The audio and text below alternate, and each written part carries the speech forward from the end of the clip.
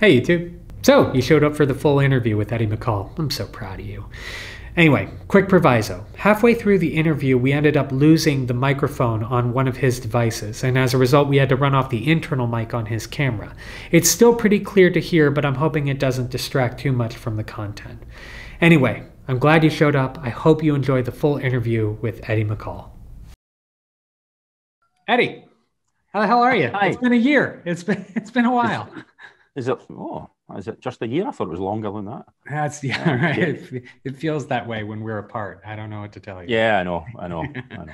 So I got to sit down with you for a solid probably hour and a half in the middle of the night in Blackpool in the basement of the Ruskin. Actually, I think we were first floor. I think it was first floor. And I finally got to see everything that some people had been telling me about. I got to see your shuffle work. I got to see some of the refinements. You showed me your infamous one-handed top palm off a small packet, which is still amazing to me.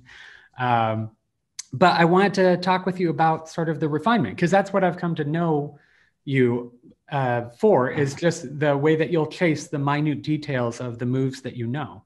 So if you could tell me sort of what got you going down that road, what got you chasing the hard stuff and then trying to get it so that to be honest, I never ever thought of it as being hard stuff or difficult. I just never. I don't think of moves or in that way. I try and simplify them down to what they really are. So things like a shift or a pass. If you break it down, and this, I only did this. Well, I've been doing it for a long time now, but when I started out, I didn't know what I was doing like everyone else. See, when I started, all the old books told you to learn a pass or a shift, not to move on until you know how to do a pass. So if you read all the old books, that was your rite of passage, was to be able to do a pass. Don't do anything else until you learn to do a pass. And I thought, what? So I think they were trying to discourage people that were just curious in their writing. So I think that's what it was all about. I don't know. But it was really very difficult to learn magic when I was kind of younger. And I know it was even more difficult for people like Roy Walton who were older again. But Glasgow in particular is very closed with secrets. So you don't get the material.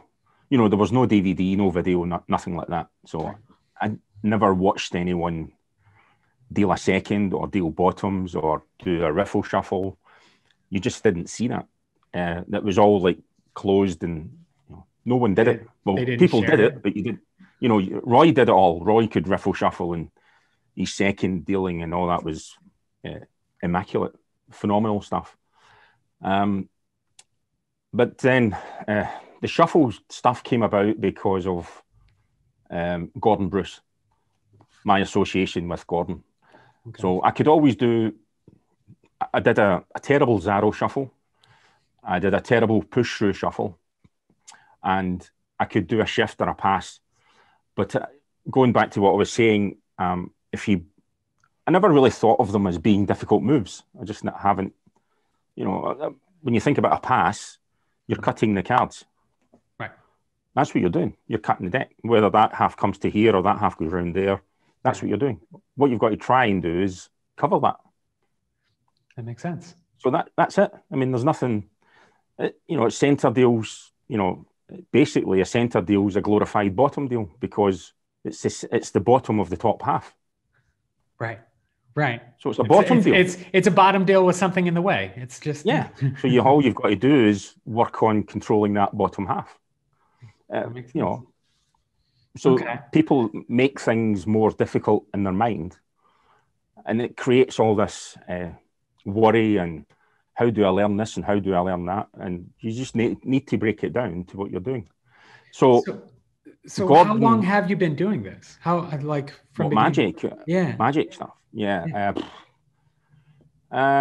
Next week it will be about 2 weeks. Perfect. Oh wow, you're doing well. You're doing very well. This is going very well for you. I'm 56. So I know I look older. I had a really terrible childhood. The rough streets of Scotland. Yeah. It's the weather here. You know, we're weather beaten. Yeah. You know, it's the wind and the howling rain and everything else in between. Snow showers. It's snowing here now, actually. Wait, is it actually? Is it actually snowing? Yeah, it's snowing here. Yeah.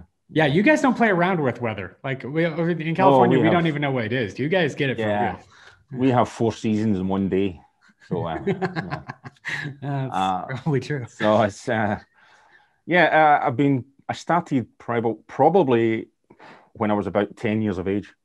Okay. So that's 46 years, something like that. Yeah. So yeah, but the real kind of getting into all the minutia stuff was down to Gordon, especially with the shuffles.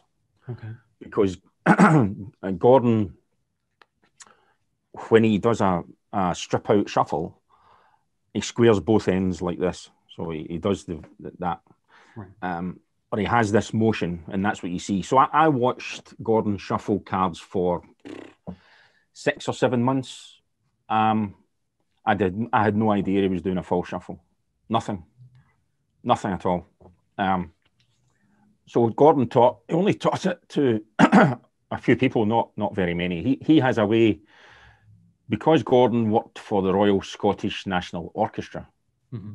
He was a musician, so he played double bass. Okay. Big guitar. He played the big guitar. Oh, the big one. Yeah, the standy one. The big one. It. Yeah. Like this. Yeah. So he played the double bass. So everything for him was done to 6 beats. So he taught me to do a strip out shuffle in 6 beats. So what you cut it 1, 2, 3, 4, 5, 6 is the cut at the end. So that's how I learned to do it. And he taught that to one other guy who visited the Magic Castle and sat with Vernon. And Vernon said to this guy, "That's the best strip out I've ever seen in my life." So that was Vernon, but I think Vernon was kind of complimentary to most people, but it is a very good strip out. It's very refined. If you read Expert Card Technique, they talk about 1/4 of an inch.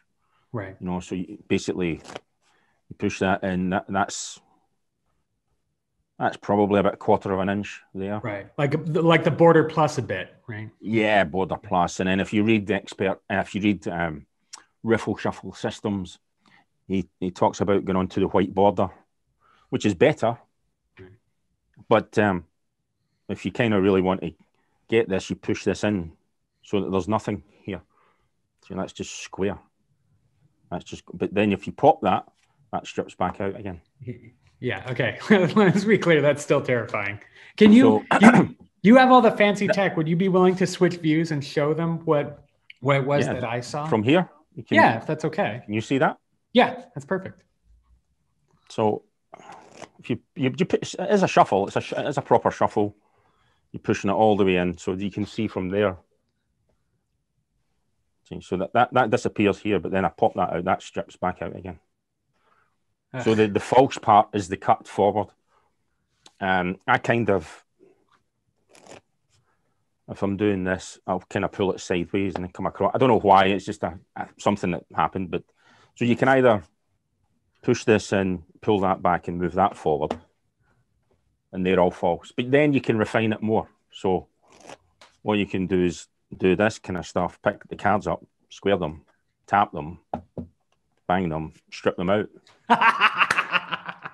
Okay. Yeah, you win. That was all right. That was cool. Okay, so you can push these in, square these up, tap them, strip that out. That's false. So just in case you think that I'm not doing it, there you go. So you square these up, square these, bang that, strip that out. There's all your face up. There's all your face down. Oh, well, one. But there you go. Still counts. I don't care what you say. Still counts. That's insane. So that's it. Yeah. So you can, and these are all kind of little things that kind of Gordon messed around with and did and things. Yeah, the refinements. I think the refinements important. I just think it's something. It really depends on you and what you want to do. You know, how into it are you? How fine do you want it to be? So it's like well, here, hold on. Why don't we switch back to the view where you're looking at the camera real quick? So if you do you know the black pass?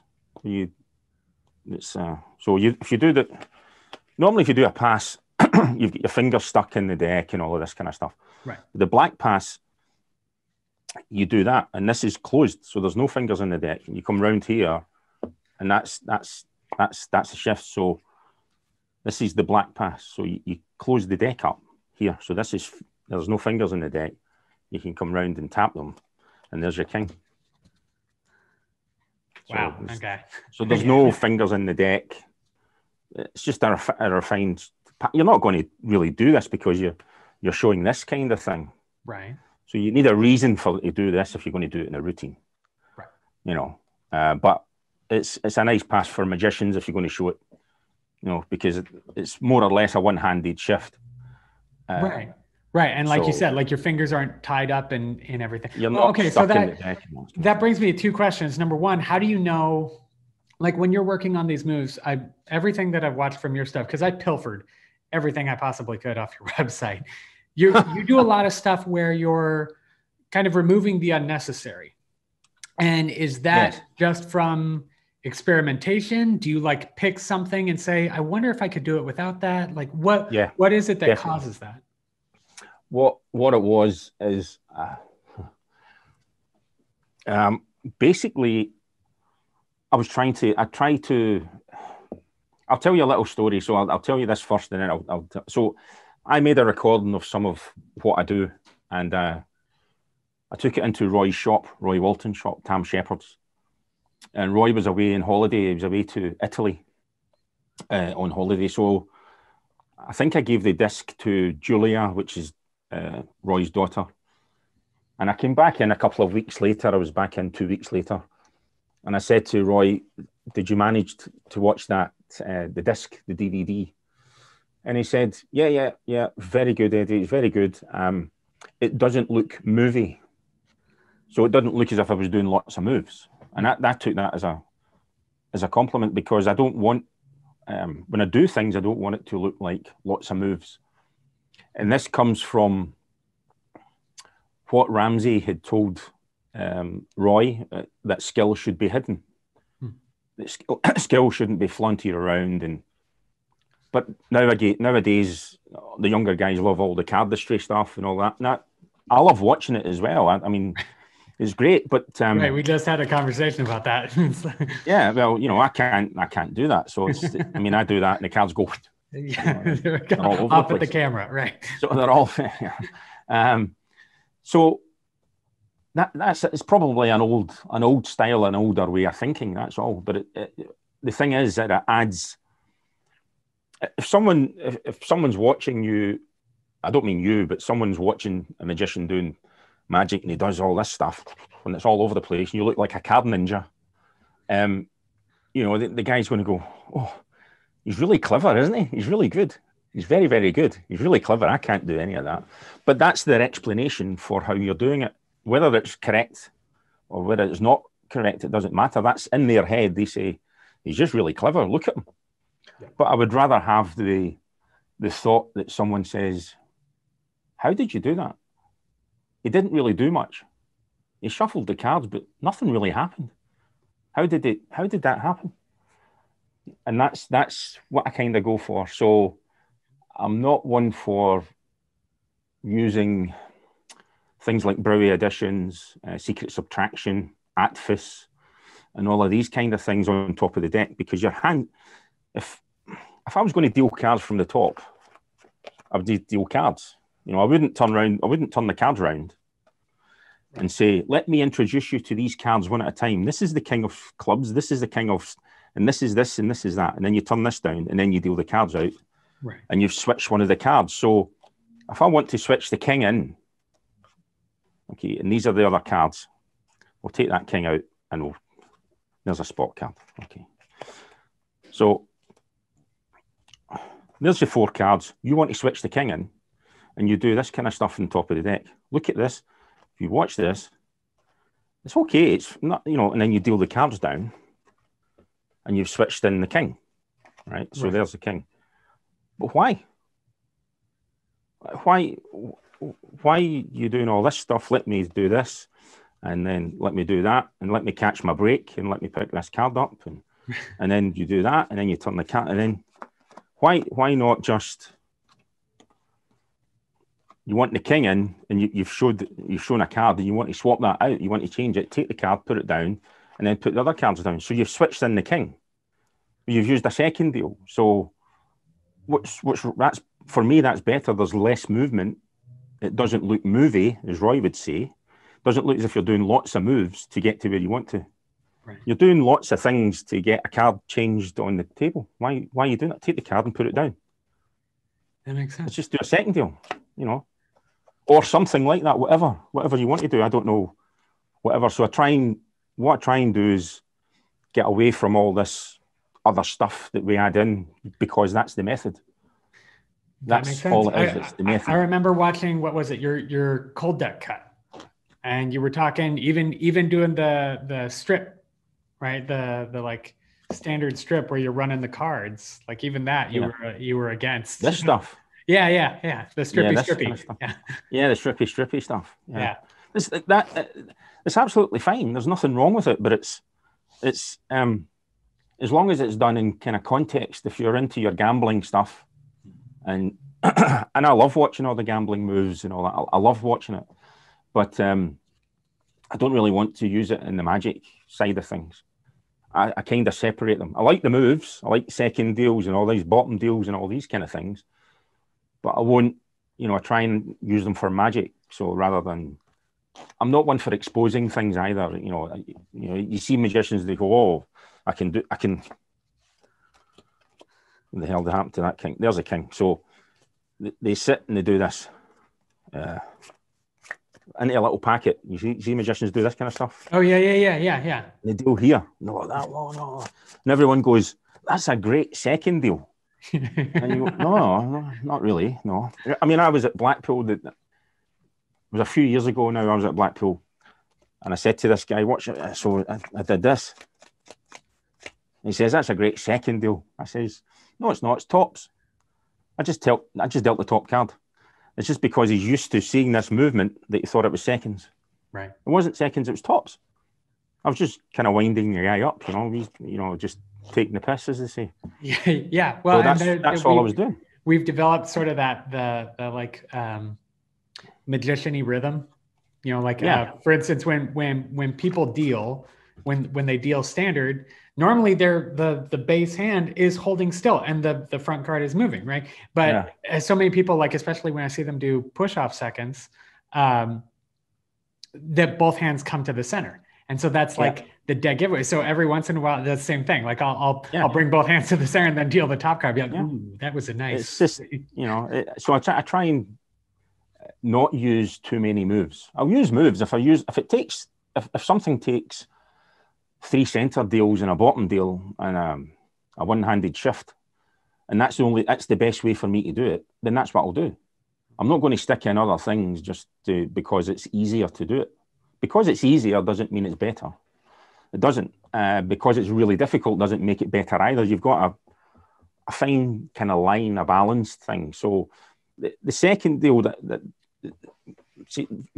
Marlowe used to have a thing called a take deal, where he took the card and it looked as if he took the card. So that's what I was trying to look for. So I take the card and put it down.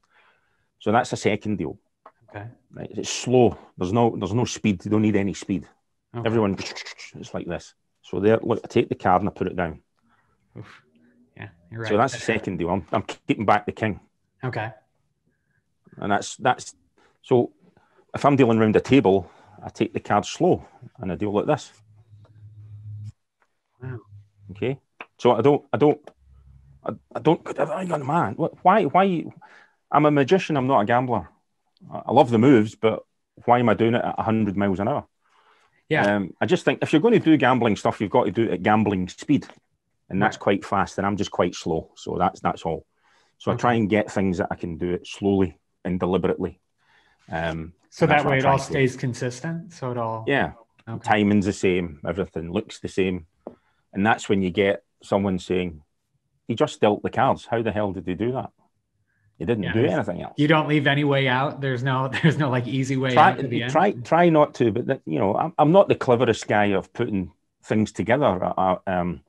People like Roy Walton and Gordon Bruce and Alex Elmsley were superb, but constructing tricks. I'm more of a heavy. I'll just use a sleight if I can do it. I mean, I'm not one of these great thinkers that go into a corner and think. I just come out with a book of material. I mean, Gordon, I mean, the last time I spoke to Gordon, he says, "Oh, I'm just writing. I've only written up 15 pages," and but he's got 15 pages of new stuff within I don't know 1 day. He's just writes. Yeah, it's really frustrating. It's like I admire those people so much because I spent the past, I don't know, probably 20 years collecting moves. I've been collecting tools and building nothing.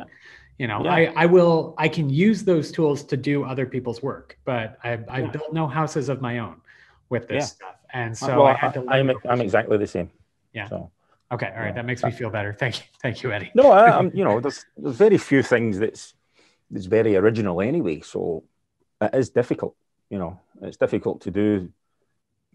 I think to come up with new plots and all of that, it's just not going to happen. Everything else is based on something. So fair. Okay, so this sort of brings me to two things, and we can go down either one, whichever one you want to do first. But the first thing is that you're one of those guys who, kind of like me, like you butt up against the sort of gambling side. And do you have to deal with that whole sort of misnomer that, oh, you're a card cheat? And then the other thing is you said that the magic world is very closed, and maybe we should start here. Like the magic world was very closed in Scotland. How is it that you sort of earned your seat at the table? Was it just getting that pass, or was it a longer process? Did you just have like a mentoring style out there? No, really, to be honest, I don't really know. It's years ago, the main guys in Glasgow were Gordon Bruce, Peter Duffy, Stephen Hamilton. Later on, Paul Wilson came along. And Dave Robertson and George McBride were the kind of main guys. And they used to meet in a pub next door to Roy's shop. And I was probably about 17, maybe 18. I was in Roy's shop and he said to me, "Oh, there's a group of magicians meet next door in the pub in the Rock Garden." It was called the Rock Garden.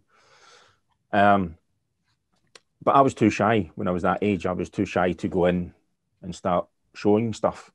So they guys used to meet all the time. I was in Roy's shop and then Roy introduced me to Paul Wilson.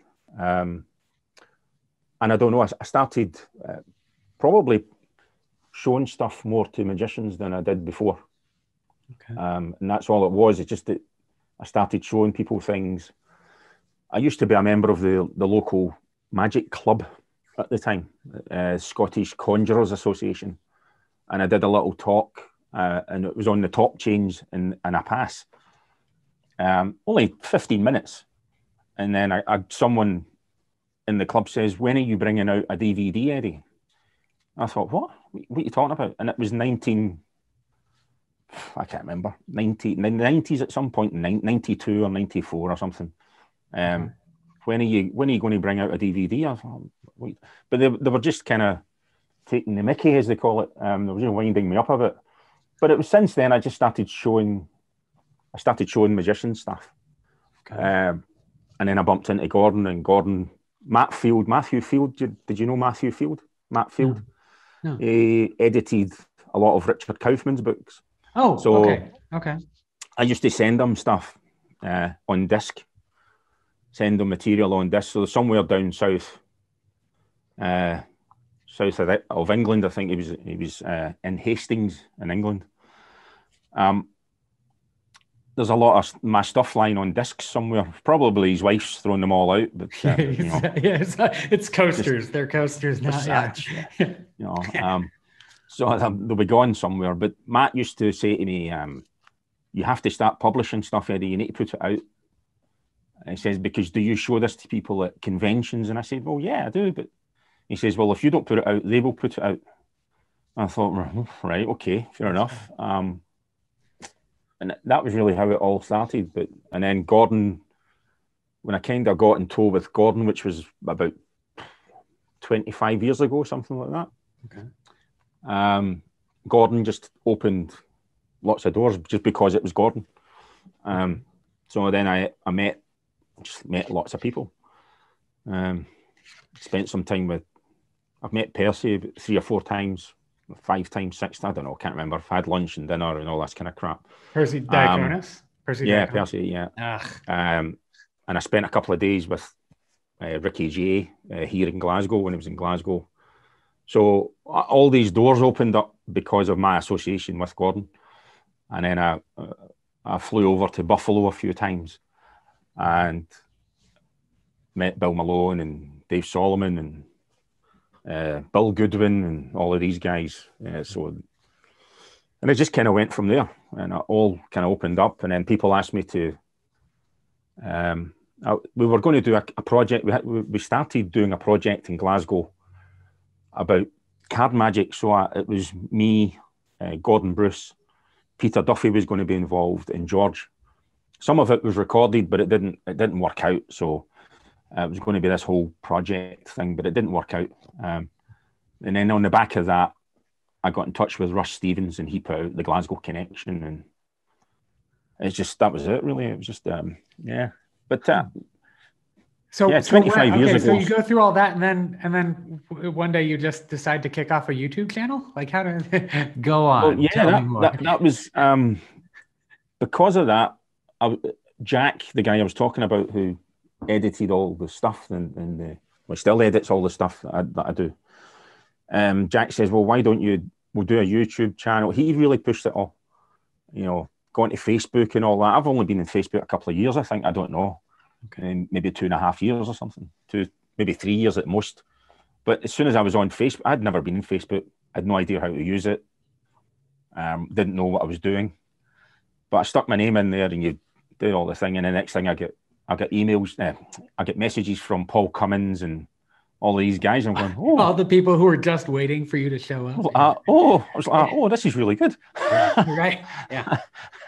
Because I can talk to guys, well, not talking to them, but you're messaging guys all over the place that I hadn't seen for a long time. And it was really cool. Yeah, it was really good.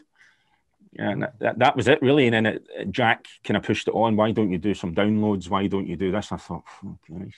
It's more like hard work. I used to enjoy doing it. Now it's more like hard work because everybody wants to see stuff. Yeah. Less of a hobby, more of a job. That's Yeah, it's like, and the shuffle stuff really took off. Because, well, when I started doing a lot of the shuffle stuff, which was about 6 months after learning, Gordon sat me down and said, this is what you do. This is where you put hands. This is the timing. And then I just kind of, the technique he showed me, I just kind of ran with it and took it and did different things with it. Sometimes I break down the technique. I don't use the whole technique. I'll use part of it for something, for controlling cards. And then I worked out a way of doing the Stevens move without all the hesitation, the dropping cards, drop another card, drop this card, and all that kind of stuff. So I kind of eliminated all of that. And I just worked on stuff. That was all. Okay. But the shuffle stuff, you can end up going down a rabbit hole for about 10 years and you just don't know anything else. Yeah. And that's what happened. And I thought, what's happening here, because I've got huge gaps in my knowledge. I just forgot there was other things out there.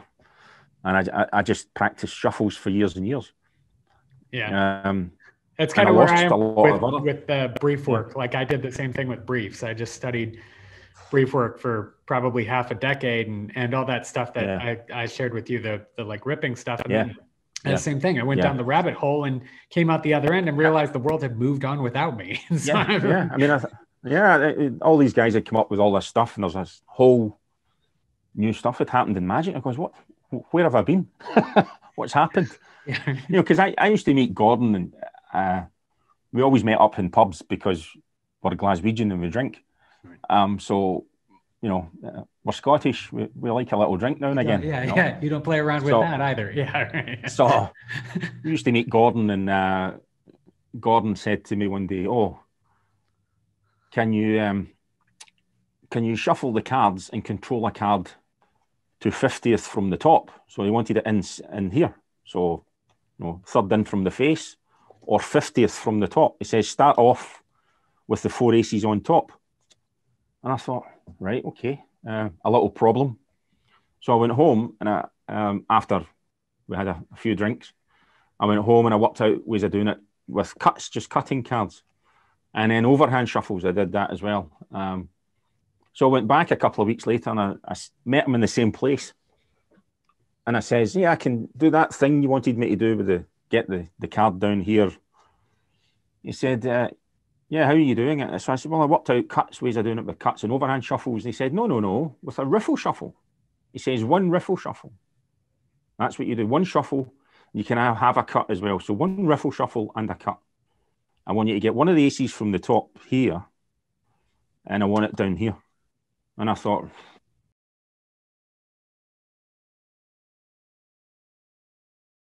all right. So slight difficulty. Yeah. We're going to switch audio. Okay. All right. So you've got one riffle shuffle, potentially a cut, and you got to get that card from the top down to 50th from the top. Here. Yeah. So I went away again, and I worked on it, and then I worked out a way of doing it because it was something. It was the 10-hand poker stack, Dr. Jacob Daly, stacking the 4 aces for 10 hands in one shuffle. So that's what I did. I worked out a way of doing it. I'm not going to do it because I can't. I've not done it for a long time. But then I showed it to. Who did I show it to the last time? Jean-Jacques Sandver, the French guy. Oh yeah. Yeah. So I sent it to Jean-Jacques a while ago, and he said, yeah. He says, but it's probably better with 2 shuffles. He says that's a magician's thing, doing it in one shuffle. That's a magician's thing. And I kind of come, I thought, well, you're probably right. You know, we want to try and do things in one shuffle, and everything's in one shuffle. He says, but if you show it to lay people, they go, well, you're better shuffling more, because they think the more you're shuffling, the more the cards are being mixed. Right. It depends on how you think about things, you know.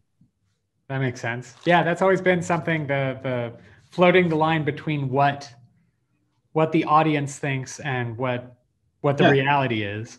And what we think is magicians. Yeah. I've always had this. I have a saying that we make terrible muggles, because once we know the secrets, we can't let go of knowing those secrets. And I've come to find it makes me very ill-equipped to analyze it from the perspective of the audience. So I generally have to get their feedback. I actually have to talk with someone after the fact and go, hey, just out of curiosity, how do you remember that went down? Could you describe it back to me? And then that gives me a pretty good idea. But even that, I feel like I'm still treading water.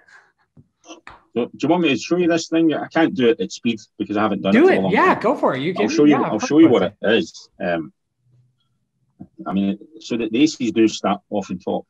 I was just running through it there when you were talking, so because I couldn't really remember it. But so you split, and basically what you go to do is this. And see, I knew that would happen. You strip this out, and now I've got 3 aces in the bottom, and that 1 ace in there where I want it. So that's you set up for the daily thing, and so there's 1 shuffle and a cut. So you're transferring and stacking at the same time, but you need to work on. I need to work on it a bit, but I just haven't done it for a long time. As you say, if you're not practicing the riffle stacking all the time, you kind of lose it. Yeah. You let go for a week and you start from scratch the following week. Yeah. So I'll show you what this is. It's just that.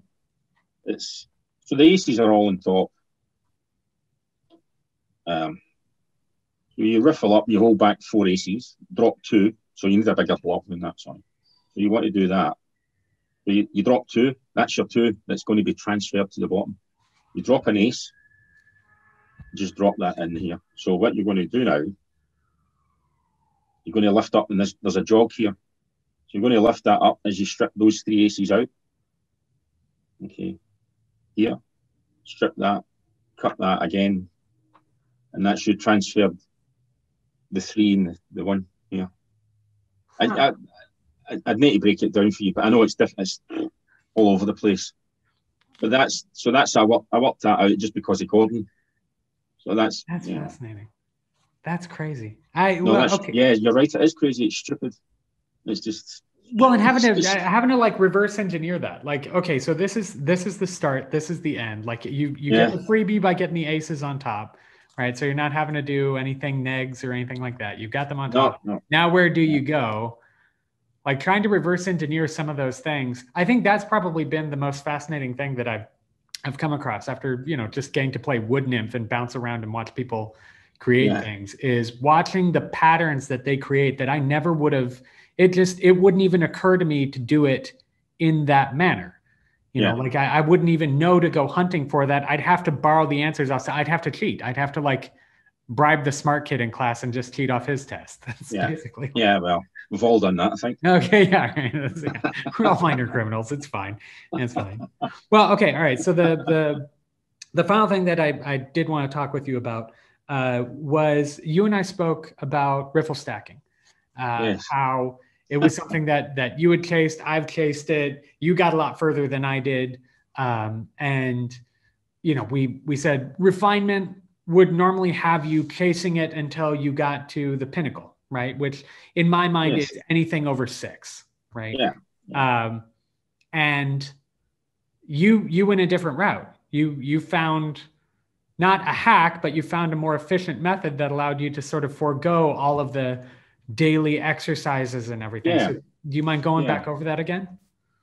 No, it just allowed me to have a life. That was it. Like riffle shuffling and doing all the transfers and stuff.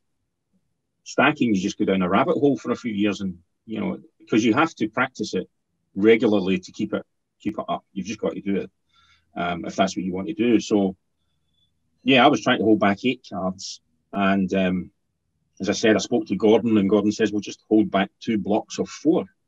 Right. And that was the answer for me. And then I read that. I read that as well in one of the Riffle Shuffle manuscripts, one of the Marlowe Riffle Shuffle manuscripts. So that's what I do. I don't, or if I want 6 cards, I'll hold back 2 blocks of 3. Right. And it just makes more sense for me to, and you're not sitting. I watched an old tape years and years ago. I'm not going to mention the guy's name, but the guy could riffle stack.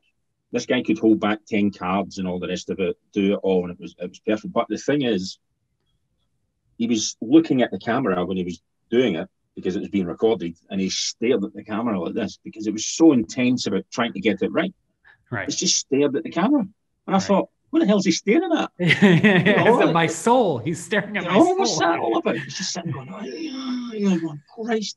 It's like some guys that do the pinky count, they go, they clench their elbow in here, and they go, what am I? They do all that. Give me a piece. Just run your pinky at the back. You can count whatever you want. You don't have to sit like that. Right. You need to relax a bit. Right. So holding back 2 blocks of 4 was just the way to do it for me. Anyway, you always wanted to hold back 8 and 10 and that, but I thought, what's the point? Do you mind? Would you mind demonstrating just in case people don't know what we mean when we say holding 2 blocks, holding back 2 blocks of 4? No problem. So there you go. That's 2 blocks of 4. Yeah. So I've got a block of 4 here, block of 4 here. 2 blocks of 4, so 8 cards. And that's all it takes. You don't have to do anything else. I haven't done that for months and months. Probably the best part of a year. Wow. So that was a bit lucky. No, take the credit and run. Just take the credit and run. It's fine. They don't know any better. I'll edit that part out. We're fine. Yeah. No, so what I'm doing is I'm running. I'll put it here. Yeah. Like you see here. So all I'm doing is running up the center. 4. So I've got 4 here. You see that? Okay. Yeah. Yeah. And then you riffle off, and there's another 4. So that's it. So if I was doing Yeah, let me think. So if I was going to stack, that allows you to do this. How did I do that? God, I'm getting mixed up here now. So you hold back 4. Yeah. Hold back 4, hold back another 4, and drop an ace in. I think that's right. So what that does is that's me stacked 4 aces for 5 hands. Right. So you would deal the cards out. That's right. I think this is right. And everyone gets 4 cards. Everyone gets 5 cards. So that's what you do. In this one. 4 cards. So the last one you can do quickly. Like this. So everyone's got 5 cards. There's no funny business. You can show these. And then to do that, see, 4 aces. Holy hell, Eddie. So that was a 1 shuffle stack for 5 hands, but that was pretty bad. I used to do better than that. I haven't done it for a long time. Well, but the fact that like that's in my mind, that's something that if you told me stack 5 hands, single shuffle, I wouldn't even know where to start. That would be one of those things where I'd have to cheat off your test. That would definitely be like, I'd be calling you up and bribing you. Yeah. So, okay. Not bad. All right. You okay to switch back views and yeah. So that's just total bluff. So, okay. So and you had brought up a really good point because someone had brought that up to you I just stacked one ace. That's all I did. That's insane. You just dropped the ace between the 4? Yeah. And then I just dealt seconds. All those were seconds round until I got to here. I did a double deal. Right. So I'll run through this. So there's the aces. Okay. So I'm going to riffle up in the middle somewhere and take a break under 4. Okay. Okay, so what we're talking about, okay? So I've got 4 cards. I shuffle here. I've got 4 cards, sorry. I've got 5 there. And I shuffle these in. And I hold back that 1 ace. Drop 4. So that's blocky. So that's your 4 and ace, 4, the other 3 aces. Okay. Right. Okay. So that allows me to deal round. So I deal round the same. So I deal slow like this. There's no need for speed. Yeah. And here I deal 2. You could deal 3 at that point, but just deal 2. Okay, so a double deal. Now, I'll tell you where this came from. So now I deal a second, deal a second, deal a second. These are seconds. That's the last ace. So, and I deal exactly the same way. No difference in here. And I say, oh, 4 cards. Oh, this one, 5, 5, 5, 5. And I just deal nothing. I just did that last one. Oh, I got owned and I even had the background view. Okay. All right. Kings to you. So that's it. That's insane. Well, that's what it is. And you can do it slow. You don't need all this kind of stuff. Because when you do it slow, it's really convincing. You know, everyone goes, he didn't do anything. He dealt slowly. How the hell did he do that? He dealt slow. It wasn't fast. There's no speed. Right. So where would you say, just to sort of round out that conversation, where would you say people should go? One of the big things I want people to do after this is to check out your vlog, because your vlog has a lot of history and everything. I mean, we can tell from your library that you've got some knowledge that you've collected over the past few years. But once they get through your vlog, they go to your website, they see the stuff that you've produced there. Where would you say you've gotten the most sort of helpful and relevant information as you're like chasing these ideas and everything? Because every time I've spoken with you, you talk a lot about the old masters. It's very little about sort of the new stuff that's coming out. It's always sort of the stuff that's been there forever. The new guys are great. I mean, I don't really know a lot of the newer guys that are out. It is all older guys that I know. And that's what I've read. I mean, Roy Walton's books. Well, Gordon Bruce hasn't published a book. Gordon has lots of notes, and I've got some private tricks from Gordon. I've got 40 tricks lying that's never been published, so they're just lying here. Okay. Give me a second.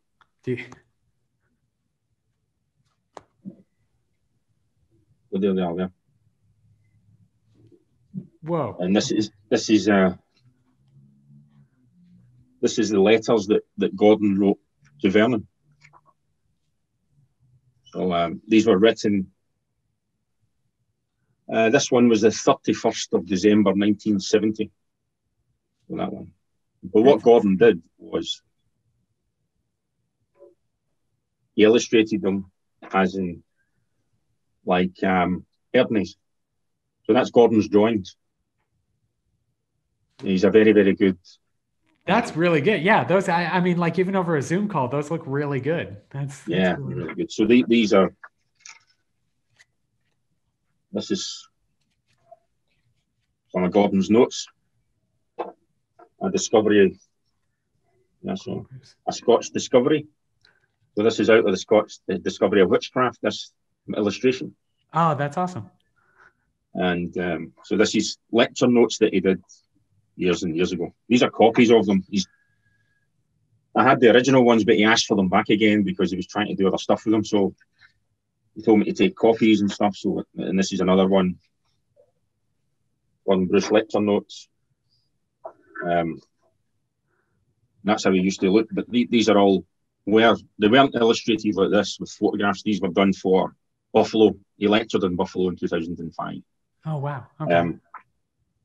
Well, a lot of the refinement stuff and things. So this is a list of some of his tricks. This is his handwriting here.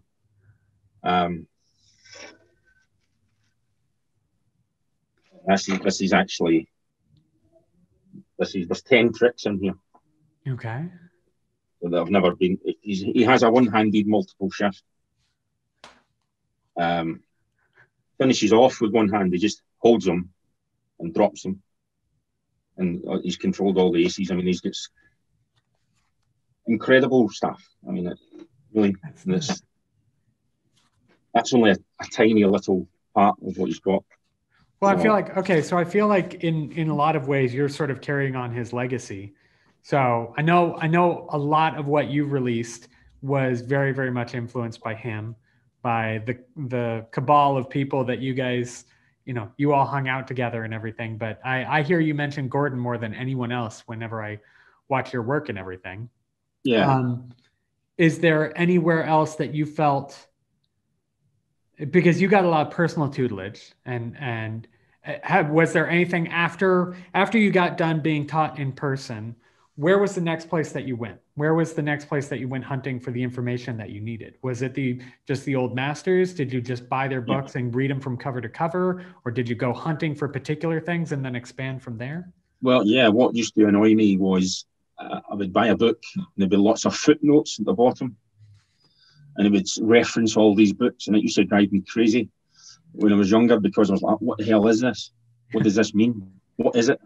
And I ended up buying lots of books just because of this footnote, one thing. And I wanted to know what this was because it would just give you little notes and you go, oh, it used to really annoy me. It drove me crazy, actually. So that's how I've ended up with all of this stuff. It's here and it's all over there as well. And here, it's everywhere. And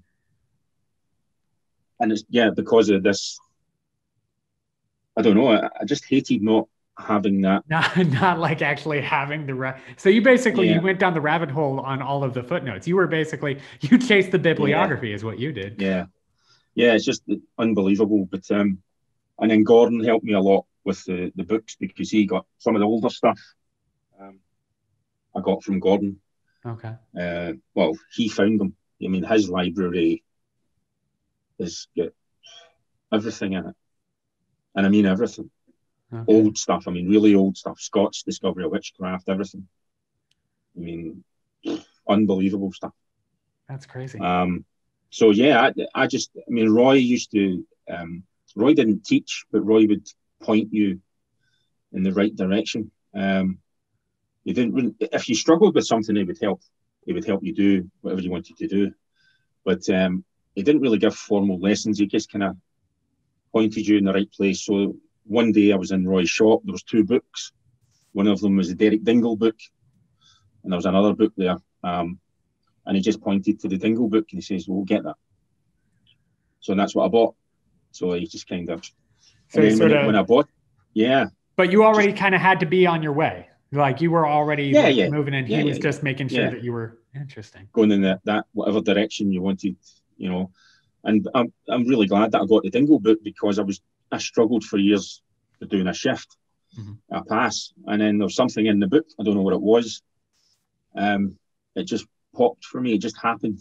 I went, oh, that's what they're talking. There was just this light bulb moment. I thought, that's what they're talking about. And then I just started. That was it. I could always do a turnover pass, the turnover pass that was an expert card technique, but you're turning the deck over all the time. Right. So you're covering it. Right. So, but to do a classic style pass, I struggled for years with that. And now I do several kind of little tweaks of my own. But really, Roy, for just pointing you in the right and watching him. I learned more by watching Roy than any word that he ever said. You know, I used to watch him perform for people in the shop. And then he would go in and, let me see, I don't know if I can do this. He showed me this. Oh my God, 25, 30 years ago, before I met Gordon, he showed me this. So basically, this is a way of cutting to 4 aces. So if I'm just going to cut from the centre here, like that. Yeah, there's an ace. And if I cut not as, so you can see that, there's another one here. If I cut, these are real cuts, you know, not doing anything here. And this cut here, there's all the aces. So this is something that Roy came up with years ago. He never ever published it. So basically, it's 4 passes.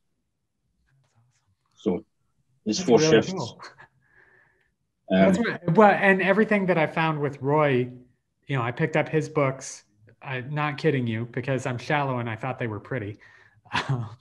But I found, like, he was one of the first people that I found economy. You know, it was economy of motion, not simplicity trying to fake itself as something beautiful and complex. It was everything. It was refinement. He took out all the unnecessary stuff to get to magic, which was really cool. Crazy stuff. But okay, so if someone wants to get started with your stuff, because I'm gonna bug you about this, but where would you suggest they go? Because I started with your shuffle work, because that, you know, I got to sit down with you finally. Because of that, because it was recommended to me by a couple of my friends over here. And would you say, like, if someone's studying your work, that's a good place to start? Where would you recommend? It really depends. Really depends what they're looking for. I mean, if they're going to start with shuffle work, you've obviously got to be shuffling cards, and you know, you want to be at that kind of stage. I don't really have beginner stuff out there, I suppose, but you are giving lectures though now. That is well, yeah, that again, that happened because some of the guys that watched the vlogs that you've watched and spoke about there, some of the guys said, would you put something together for beginner stuff? And I said, well, yeah. But then I got a message from one of the guys, says, you know, Eddie, he said, that was really great. He says, it was fantastic and all the rest of it. And he said to me, I don't know if it was really beginner stuff, because I was doing peak work and all that, you know, so. You couldn't help yourself. Look at you. You know, but I did cover a lot of overhand shuffle material in it. Did some false cuts in the hands, false cuts, and on the table, false cuts. So lots of tools and lots of routines as well. So starting with my own, it just really depends what you're looking for. I'm going to start probably doing stuff maybe on a regular basis with I don't mean a course, but something, I don't know, some of the guys have said that they want to carry on doing what they were doing there. So I've started off with this this 4 hour. Yeah. Four This hour beginner workshop. that turns into a 4-hour masterclass. It was supposed to be 2.5 hours or something, but ended up 4 hours. So who cares? Okay. Yeah. So are you and where? There's a lecture DVD, I think, or a lecture download on there on the website. I'm pretty sure there is. Yeah, there is. They may be better starting it, because what I did is with that I put the camera kind of level with the table, so you're seeing it along the table, so you'll see the cards come out when I'm doing bottom deals and things like that. So it's not basic stuff that's in it, but you'll see stuff that's just there's no fancy flourishy moves. So if you're into all that, they need to come and see you, mate, because I don't do any of that. yeah. It's a lot of card spreads and throwing thing at my crotch while seated. Yeah, no, it's gonna be very exciting. I can't do any of that. That's all right. That's all right. Well, but Eddie, so yeah, I mean, I'll be doing things maybe in the future. You know, I'm not going to be releasing stuff all the time because it's not my nature to do that. So, but we can be on the lookout, like you are. You do have things that are in the works that you'll release when they're ready. Yeah. Okay. Yeah. Perfect. Yeah, I will be doing other things, but as in when, I don't know when exactly, but very good. We'll do something. I'm in talks with Jack. So yeah, Jack will be doing all the editing. Yeah. Yeah, there you go. Yeah, with all of you have very good motion graphics. So yeah, you and I are gonna have to have a talk about Jack. But Eddie, thank you so much. I really appreciate the time and you sharing the ideas and everything.